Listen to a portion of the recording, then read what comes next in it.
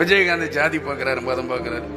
பைத்தியக்காரன், நான் ஜாதியும் பார்க்கறல மதமும் பார்க்கறது இல்லை. நான் என்ன கடவுள்கிட்ட இந்த ஜாதியில பிறக்கணும் இந்த மதத்துல பிறக்கணும் கேட்டுக்கிட்டா பிறந்த பைத்தியக்காரத்தனமா அவங்க பேசுனா. ஜாதி மதம் பார்த்துருந்தா இங்க ஒரு முஸ்லீம் இங்க ஒரு கிறிஸ்டின் கல்யாணம் பண்ணிருப்பாங்களா? ஜாதி மதம் பார்த்துருந்தா நான் என்னுடைய கோயில்ல என்னுடைய விருத்தாச்சலம் தொகுதியில 10 கோயிலை நான் கட்டித்தரேன் நான் கேட்டு எடுத்துருப்பேன். அதுல இந்து கோயிலும் இருக்கு, கிறிஸ்டின் கோயிலும் இருக்கு, முஸ்லீம் கோயில் இருக்கு. எனக்கு ஜாதி மதம் எல்லாம் கிடையாது. பெரிய கூட்டம் இருக்கு. இதுல என்ன ஜாதி என்ன மதம் யாருக்காக தெரியுமா? மூச்சு காத்து விடுறீங்களே, இதுல என்ன ஜாதி என்ன மதம் இருக்கா? இவங்களா சொல்லி இவங்களுக்கு ஓட்டு வாங்கணும்னா ஜாதி எடுத்துக்குவாங்க, மதத்தை எடுத்து நம்மளுக்குள்ளே அடிக்க விட்டுக்கிறாங்க. அதுக்கு ஒரு கதையை அப்புறம் சொல்லிக்கிறாங்க. தயவுசெய்து அடிச்சு முட்டி மோதிக்கிறாதீங்க. ஏன் என்ன இதெல்லாம் சொல்றேன்னா, அரசியலுங்கிறது புனிதமாக வரணும். இந்த விஜயகாந்த் போராடி வரானா இல்லையா? நிச்சயமாக போராடுவேன் உங்களுக்காக. ஏன்னா இவங்க சொல்றபடி